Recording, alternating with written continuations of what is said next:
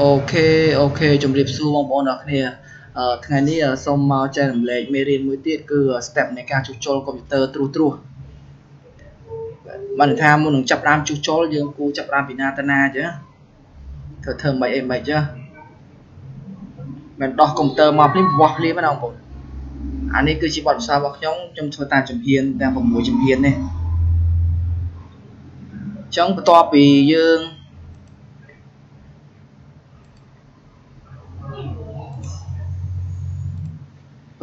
ើងដោះ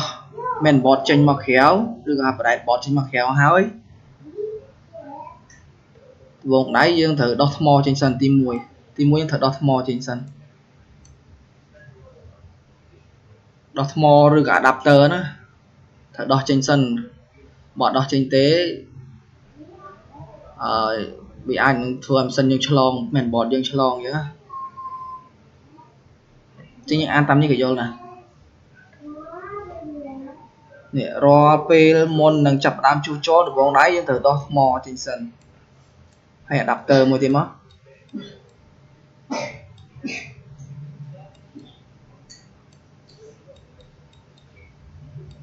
adapter គឺពីរហ្នឹងត្រូវដោះថ្មហើយនឹង adapter ការពារឆ្លងការពារ mainboard យើងឆ្លងណាហើយអាថ្ម RTC ឬក៏ថ្ម BIOS ហ្នឹងមិនដោះក៏បានដែរហ្នឹងហ៎ខ្ញុំជួសជុលខ្ញុំមិនដែរដោះហើយហ្នឹងថ្ម BIOS មិនដោះហើយ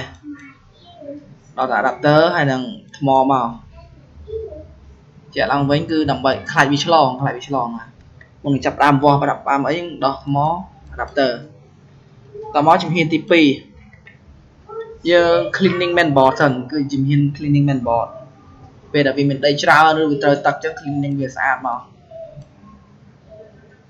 តទៅ cleaning អីហើយយើងត្រូវកំណត់ទីតាំងឧបករណ៍ធំឲ្យបានសិនដូចជា not bridge chip not bridge chip CPU chip RAM chip VGA chip slot bridge EC BIOS RTC bed ហ្នឹងគឺថ្ម BIOS ហ្នឹងបងប្អូនថាវានៅណាអីនៅណីអញ្ចឹងស្រួលយើងចាប់ផ្ដើមវាស់ស្រួលយើងដឹងថាទីតាំងវានៅណាសិនណាអាហ្នឹងខ្ញុំកំណត់វាអញ្ចឹងសិនតបមកដំណាក់កាលទី3គឺគេហៅថា visual ដំណាក់កាល visual ដំណាក់កាលទី3ដំណាក់កាលទី3ហ្នឹងគឺជាការជួសជុលដោយប្រើផ្នែកទទេសិន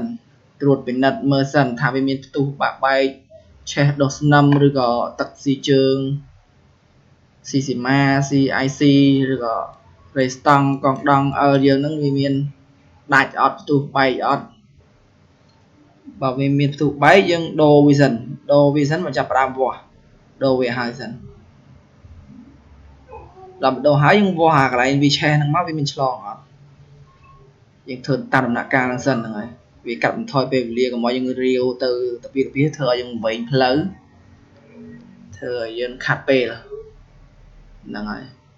តោះវាយើងចំណុចទី3ហើយចូលចំណុចទី4ធ្វើចំណុចទី3អត់តាន់ដើរទេយើងធ្វើចំណុចទី4មក check ការស៊ីចរន្តអំពែឬក៏ check មិនថាយើងដោត power supply យើងចូលដោត DC អាម៉ាស៊ីន power supply យើងចូល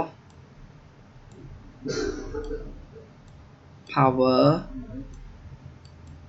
supply សេអត់សូវត្រង់ណាបងសេតាមម៉ៅដល់ power supply ចូលមកយើងមើល step នៃការស៊ីចរន្តទៅយើងអាចដឹងបាន60ទៅ70% ដែលបងប្អូនថាបញ្ហាទៅលើអ្វីអញ្ចឹងស៊ី step ប៉ុណ្ណេះ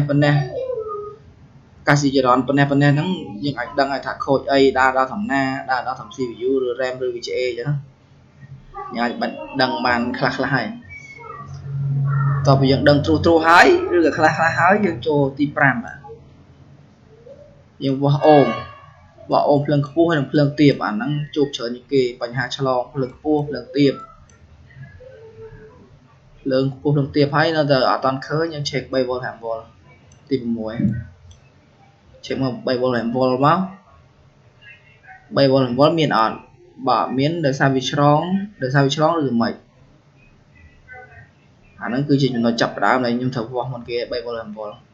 បើ3 volt 5 volt មានខ្ញុំ check ទៅមុខទៀត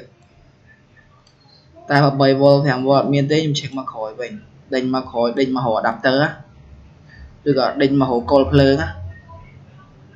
បើអត់មានទេអូបើមានយើងទៅមុខទៀត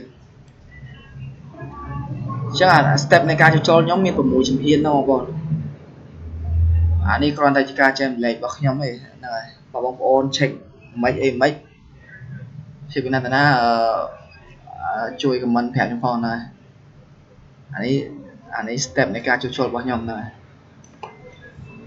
អញ្ចឹងវីដេអូហ្នឹងមានប៉ុណ្ណឹងបងប្អូនសូមអរគុណ